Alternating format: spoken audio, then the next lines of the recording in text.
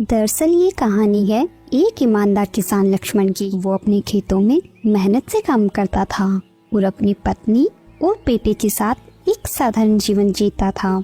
लक्ष्मण के पास ज्यादा संपत्ति तो नहीं थी, लेकिन उसके पास संतोष और सुख था। उसे अपने परिवार से बहुत प्यार था और वो उनकी हर जरूरत पूरी करने के लिए दिन रात मेहनत करता था।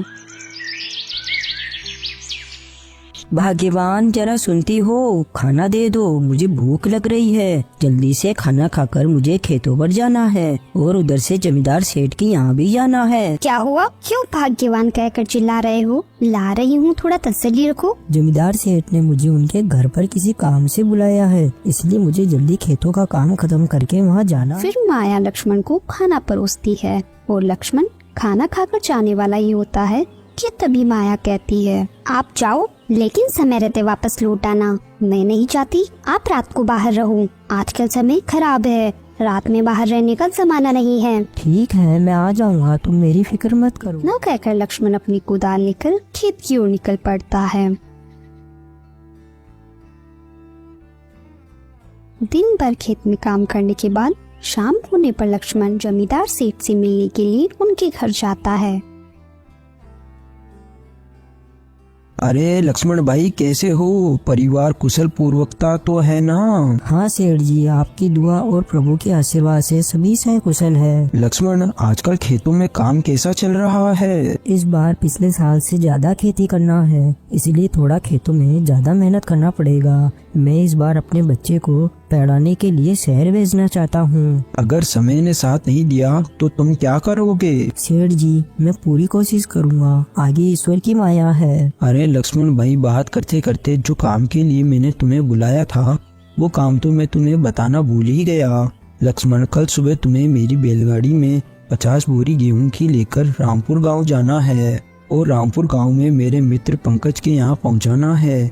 मैं किसी काम से दूसरे गांव जा रहा हूँ और ये काम करने के लिए मुझे कोई आदमी नहीं मिल रहा, इसीलिए मैंने ये काम तुम्हें सौंपा है। बस इतनी सी बात, मैं आपका काम कर दूंगा सेठ जी। लक्ष्मण, इस काम के बदले मैं तुम्हें अपनी 20 बीघा जमीन खेती करने के लिए दे दूंगा। तुम जितनी भी फसल करोगे उस फसल का आधा हिस्सा तुम्हारा होगा और आधा मेरा। 20 बीघा जमीन सेठ जी, क्या आप सच कह रहे हैं? हाँ लक्ष्मण, मैं बिल्कुल सच कह रहा हूँ। तुम उस जमीन पर खेती करना और अपने बच्चे को खूब पढ़ाना लिखाना। आपका बहुत बहुत धन्यवाद सेठ जी। अब मैं मेरी जमीन और आपकी जमीन दोनों पर बहुत मेहनत से खेती करूँगा। ऐसा कहकर लक्ष्मण अपने घर की ओर निकल गया। अरे किधर गई भाग्यवान, सुनती हो, जरा इधर आओ। अरे, आपको आने में इतना लेट कैसे हो गया? आप तो बोले थे शाम होने से पहले लौट आएंगे, और क्या बात है, आप इतने खुश कैसे नजर आ रहे हो? तो सुनो भाग्यवान, कल सवेरे सेठ जी के काम से मुझे रामपुर गांव जाना है। वहाँ सेठ जी के मित्र पंकज के यहाँ 50 बोरी गेहूं की पहुँचानी है और इस काम के बदले सेठ जी मुझे उनकी 20 बीघा जमीन खेती करने के लिए दे रहे हैं और उन्होंने कहा है उस जमीन पर जितनी भी फसल उगेगी उस फसल का आधा हिस्सा उनका होगा और आधा हिस्सा वो मुझे देंगे। भाग्यवान, ये सब प्रभु की कृपा है। क्या सच में सेठ जी ने ऐसा कहा? ये तो बहुत ही खुशी की बात है। अब हम उस जमीन पर और ज्यादा मेहनत करके फसल उगाएंगे और अपने बच्चे को अच्छे से पढ़ा लिखा सकेंगे। हाँ भाग्यवान, इसीलिए तो मैंने हाँ कहा है। ये सुनकर माया खुशी से मन ही मन झूमने लगी। फिर अगले दिन सुबह होने पर भाग्यवान, मैं जा रहा हूँ सेठ जी के यहाँ से बैलगाड़ी को लेकर रामपुर गांव के लिए। ठीक है, ध्यान से जाना और समय रहते घर वापस लौट आना। ठीक है, मैं शाम होने तक वापस आ जाऊँगा। पिताजी, शाम को आओ जब मेरे लिए समोसे लेकर आना। ठीक है बंटी बेटा, ले आऊँगा। ये कहकर लक्ष्मण अपने घर से जमींदार के यहाँ से बैलगाड़ी को लेकर रामपुर गाँव की ओर निकल गया।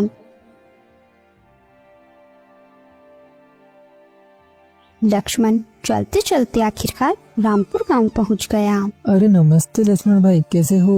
और सभी सोनपुर वासी कैसे हैं? नमस्ते पंकज भाई, मैं ठीक हूँ और आप कैसे हो? और हमारे सोनपुर वासी भी सभी ठीक है। अरे लक्ष्मण भाई, मैं ठीक हूँ। रामपुर गांव कैसे आना हुआ? पंकज भाई, जमींदार साहब ने आपके लिए 50 बोरी गेहूं की भिजवाई है, इसीलिए मैं सोनपुर से रामपुर गाँव आया हूँ। अरे हाँ, मैं तो भूल ही गया था, मैंने ही उनसे 50 बोरी गेहूं मंगवाए थे। ठीक है पंकज भाई अब मैं चलता हूँ, मुझे रात होने से पहले घर पहुँचना है। अरे लक्ष्मण भाई, इतनी दूर से आए हो, थोड़ी देर आराम कर लो, थक गए होंगे, फिर थोड़ी देर आराम करने के बाद चले जाना। अरे नहीं पंकज भाई, इतनी दूर जाना है, धीरे धीरे चलता हूँ और जहाँ कहीं भी मुझे थकान होगी मैं वहीं थोड़ी देर बैठकर आराम कर लूंगा। ये कहकर लक्ष्मण अपने गांव सोनपुर के लिए निकल पड़ता है।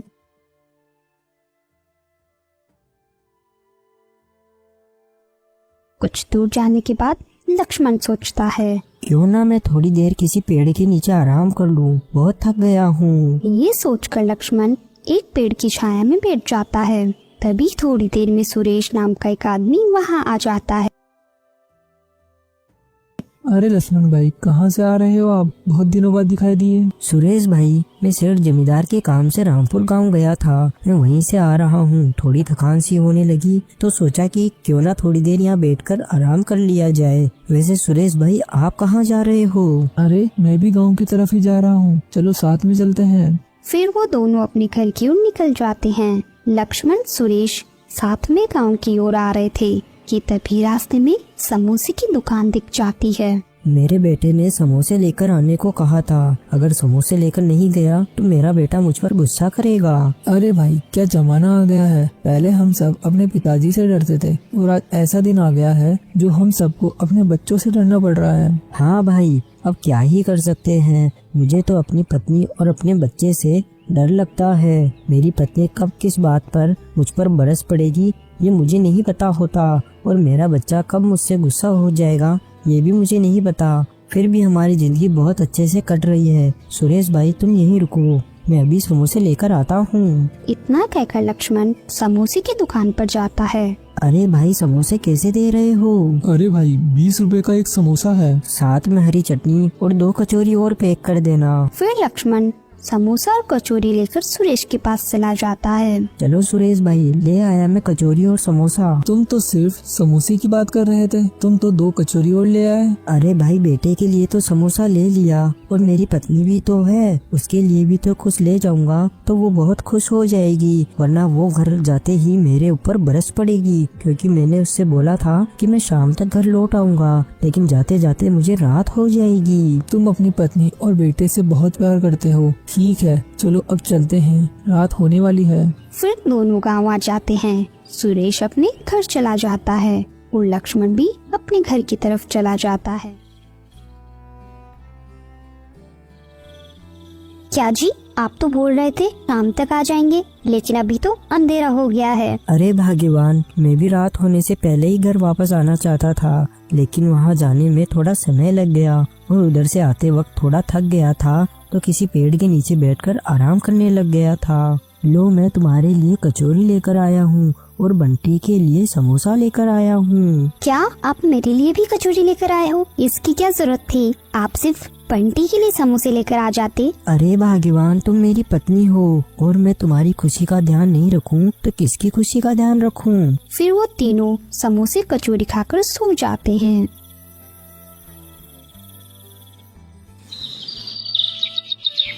फिर अगले दिन जमींदार सेठ वादे के हिसाब से लक्ष्मण को 20 बीघा जमीन दे देता है, जिस पर लक्ष्मण दिन रात मेहनत करके ढेर सारा अनाज उगाता है।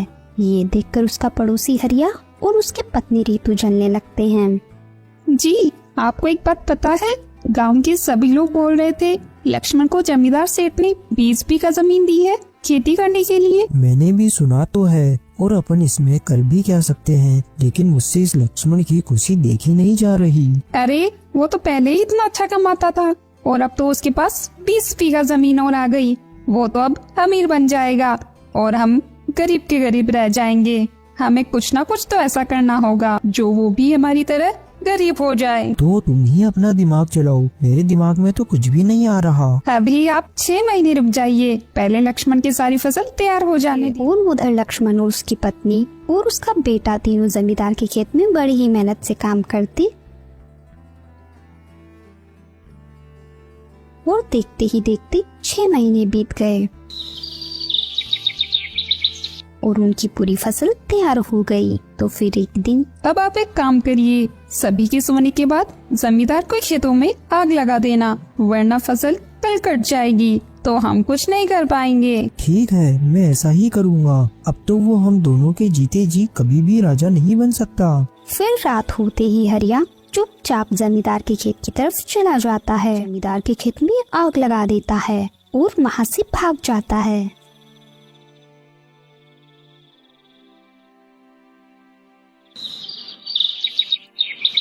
फिर अगले दिन सुबह होने पर दोनों पति पत्नी फसल की कटाई के लिए खेत की ओर चले जाते हैं। लेकिन वहाँ का नजारा देखकर उन दोनों की आंखें फटी की फटी रह जाती है। अरे माया, ये क्या हो गया? ये सारी फसल कैसे जल गई? ये कैसे हो गया जी? ये आग कैसे लग गई? हम तो बर्बाद हो गए। अब क्या करेंगे, कहाँ जाएंगे और अपने बच्चे को कैसे पढ़ाएंगे लिखाएंगे? हे भगवान, किसकी बुरी नजर लग गई? इतना कहकर माया जोर जोर से रोने लगती है। पता नहीं अब ये आग कैसे लग गई। हमारी सारी मेहनत बर्बाद हो गई। हमारा सारा अनाज जल गया। 2 दिन बाद जमींदार साहब अपने घर अनाज लेने आएंगे तो मैं उन्हें क्या कहूँगा? इसमें अपनी क्या गलती है? अपन ने जानबूझकर ऐसा थोड़ी किया है। आने दो उनको, अपन उनसे साफ साफ बोल देंगे। फिर ऐसे ही 2 दिन बीत जाते हैं और जमींदार अपने आदमी के साथ लक्ष्मण के यहाँ फसल के लिए जाते हैं। अरे लक्ष्मण, जरा बाहर आओ। फिर लक्ष्मण और उसकी पत्नी दोनों बाहर आते हैं। लाओ लक्ष्मण, मेरी फसल का आधा हिस्सा मुझे दे दो। लेकिन डर की वजह से लक्ष्मण कुछ नहीं बोलता। क्या हुआ लक्ष्मण, तुम इस तरह मुंह लटकाए क्यों खड़े हो? कुछ बोलते क्यों नहीं? सेठ जी, आपके खेत की पूरी फसल जल गई। जब मैं शाम को आया था जब तक सब कुछ ठीक था, लेकिन जब अगले दिन सुबह फसल काटने के लिए हम दोनों खेतों में वहाँ गए तो वहाँ जाकर देखा कि सारा खेत जला हुआ था। लक्ष्मण, मुझे भी पैसों की जरूरत है। मैं वो अनाज बेचकर अपने बेटे की हॉस्टल की फीस भरूंगा, क्योंकि मैंने बड़े बेटे को शहर में अच्छे स्कूल में डाला है तो उसकी स्कूल की फीस 50,000 रुपए थी और मैं इस फसल को बेचकर उसकी हॉस्टल की फीस भरना चाहता था। सेठ जी, ये सब मैंने जानबूझकर थोड़ी किया है। मुझे भी अपने बेटे को अच्छी स्कूल में पढ़ाना था। मैंने भी आपके खेतों में बहुत मेहनत की थी। लक्ष्मण, मुझे वो सब नहीं पता। मुझे मेरी फसल का आधा हिस्सा चाहिए और अगर तुम्हारे पास मेरी फसल का हिस्सा नहीं है तो मैं तुम्हारी 5 बीघा जमीन और तुम्हारा घर ले रहा हूँ। सेठ जी, आप ये क्या कह रहे हैं? मैं अपनी पत्नी और अपने बच्चे को लेकर कहाँ जाऊँगा? थोड़ा तो रहम कीजिए सेठ जी। मुझे तुमसे कोई लेना देना नहीं है। जब तुम मुझे 50,000 रुपए दे दोगे तो मैं तुम्हें तुम्हारी जमीन और तुम्हारा घर दे दूंगा। अब तुम अपनी पत्नी और अपने बच्चे के साथ यहाँ से चले जाओ, वरना मुझे धक्के देकर यहाँ से तुम्हें भगाना पड़ेगा। फिर लक्ष्मण अपनी पत्नी और अपने बच्चे को लेकर वहाँ से चला जाता है। पिताजी, मुझे बहुत जोर से भूख लग रही है, कुछ खाने को लेकर आओ ना। हाँ जी, दोपहर हो गई और अभी तक बंटी ने कुछ नहीं खाया। आप कुछ खाने का इंतजाम करिए ना। मैं क्या करूं, मुझे खुद समझ में नहीं आ रहा, क्योंकि 6 महीने की मेहनत पानी में चली गई और सेठ जी ने भी अपने साथ अच्छा नहीं किया। मैंने कभी सोचा नहीं था कि अपने साथ इतना बुरा होगा। अपना इतना बुरा वक्त कभी आएगा। मेरे खुद समझ में नहीं आ रहा कि मैं क्या करूं। अब लक्ष्मण के पास रहने को घर नहीं था और खाने को रोटी नहीं थी। ये वक्त लक्ष्मण के लिए बहुत ही कठिन था। सुनिए जी, मैं रितु के यहाँ जाती हूँ और उससे कुछ रोटियाँ मांग कर ले आती हूँ। आप दोनों जब तक यही बैठो ना, कहकर माया रितु के यहाँ चली जाती। रितु बहन, कुछ रोटियाँ है क्या?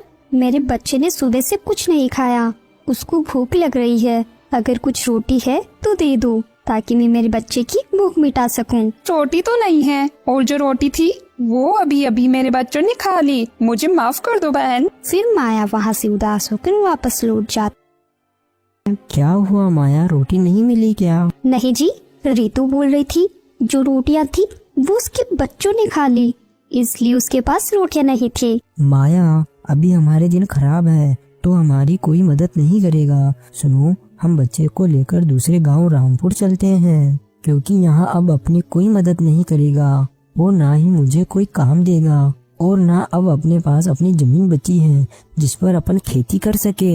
अब हमारा बुरा वक्त आ चुका है, लेकिन हम रामपुर में किसके पास जाएंगे और ऐसी हालत में हमारी कौन मदद करेगा? अरे वो जो पिछली बार मैं रामपुर गया था ना सेठ जी के काम से, वही पंकज भाई, उन्हीं के पास कोई काम जरूर मिलेगा। चलो हम अभी ही चलते हैं ताकि शाम होने तक वहाँ पहुँच जाएंगे। लक्ष्मण अपने परिवार को लेकर रामपुर गांव तो जा रहा था, लेकिन लक्ष्मण को अपने गांव से बहुत लगाव था। वो अपने खेत और घर को छोड़कर कहीं और नहीं जाना चाहता था। फिर भी परिवार की देखभाल के लिए उसने दूसरे गांव जाने का निर्णय लिया और रामपुर गांव जाने के लिए रवाना हो गए। शाम होने तक लक्ष्मण अपने परिवार के साथ पंकज के यहाँ पहुँच गया। पंकज भाई, मेरे लायक कोई काम है क्या? क्योंकि मैं बर्बाद हो गया हूँ। इस तरह लक्ष्मण सारी बात पंकज को बता देता है। हाँ, मुझे भी किराने की दुकान में एक आदमी की जरूरत है। तुम चाहो तो उस जगह पर काम कर सकते हो, और रहा तुम्हारे रहने का इंतजाम तो तुम मेरे इस घर में रह सकते हो, क्योंकि मैंने अपने लिए एक नया घर बनवा लिया है। तब से इस घर में कोई नहीं रहता। आपका बहुत बहुत शुक्रिया पंकज भाई। और हाँ, मैं आप सभी के राशन का इंतजाम अभी कर देता हूँ। फिर पंकज दुकान से कुछ राशन का सामान लेकर लक्ष्मण को दे देता है। फिर ऐसे ही 3 साल बीत जाते हैं। माया, हमने इस गांव में आकर बहुत पैसा बना लिया है, लेकिन मैं अब अपने गांव जाना चाहता हूँ और वहीं एक जगह रहकर अपने बेटे को भी पढ़ाना चाहता हूँ। हाँ जी, ये तो आप बिल्कुल ठीक कह रहे हो। हमें अब बच्चे की पढ़ाई लिखाई पर ध्यान देना चाहिए, नहीं तो आगे चलकर ये ठोकरें खाता रहेगा। और मुझे भी अपने गांव की याद आ रही है। मैं पंकज भाई से बात करके आता हूँ। इतना कहकर लक्ष्मण पंकज के पास चला जाता है। पंकज भाई, जब से मैं यहाँ आया हूँ मैंने यहाँ पैसा तो बहुत अच्छा खासा बना लिया है, पर मुझे वक्त का पता ही नहीं चला। मेरा बच्चा अब धीरे धीरे बड़ा हो रहा है, पढ़ाई कराना भी जरूरी है, और मैं भी अपने गांव जाना चाहता हूँ। वहीं किराने की दुकान खोल लूँगा और अपनी जमीन और अपने घर को वापस जमींदार साहब से आज़ाद करवा लूँगा। आपका बहुत बहुत धन्यवाद जो आपने मेरे बुरे वक्त में मेरा इतना साथ दिया और मुझे इतना काम सिखाया। हाँ, क्यों नहीं लक्ष्मण भाई, बच्चों की पढ़ाई लिखाई भी बहुत जरूरी है, नहीं तो ये भविष्य में कुछ नहीं कर पाएंगे। तुम जब चाहो तब जा सकते हो। ठीक है पंकज भाई, मैं अपने परिवार को लेकर आज ही अपने गांव के लिए निकल जाता हूँ। फिर लक्ष्मण अपने परिवार के साथ गांव लौट आया और अपने लिए एक नया घर बनवाया और गांव में ही छोटी सी किराना की दुकान शुरू किया। उसके अनुभव और मेहनत की वजह से उसकी किराना की दुकान बढ़ने लगी। उधर उसके पड़ोसी हरिया की पत्नी रितु अब इस दुनिया में नहीं रही। मुझे लक्ष्मण से जाकर माफी मांग लेनी चाहिए। आज मेरे कर्मों की वजह से भगवान ने मुझसे मेरी पत्नी को दूर कर दिया। फिर हरिया लक्ष्मण के पास जाता है। मुझे माफ कर दो लक्ष्मण भाई, मेरे कर्मों की वजह से भगवान ने मुझसे मेरी पत्नी को छीन लिया। 3 साल पहले मैंने ही जमींदार साहब के खेत में आग लगाई थी, उसकी सजा मैं अब तक भुगत रहा हूँ। तुम मुझे जो भी सजा दोगे वो मुझे मंजूर है। तुम्हें तुम्हारे कर्मों की सजा भगवान ने दे दी है, मैं तुम्हें क्या सजा दूं? इसलिए कभी तुम किसी खुशहाल परिवार को बर्बाद मत करना, क्योंकि सबकी हाय लगती है। अब जाओ यहाँ से, मुझे तुम्हारी शक्ल नहीं देखना। तो दोस्तों, हमें इस कहानी से यही सीख मिलती है कि हमें किसी के साथ भी कभी बुरा नहीं करना चाहिए, नहीं तो भगवान भी हमारे साथ वैसा ही करते हैं। वो एक मनुष्य का वक्त ही है जो उसे सब कुछ सिखा देता है। किसी का बुरा वक्त है तो वो मेहनत करके अपना अच्छा वक्त वापस लेकर आ सकता है। Thanks for watching.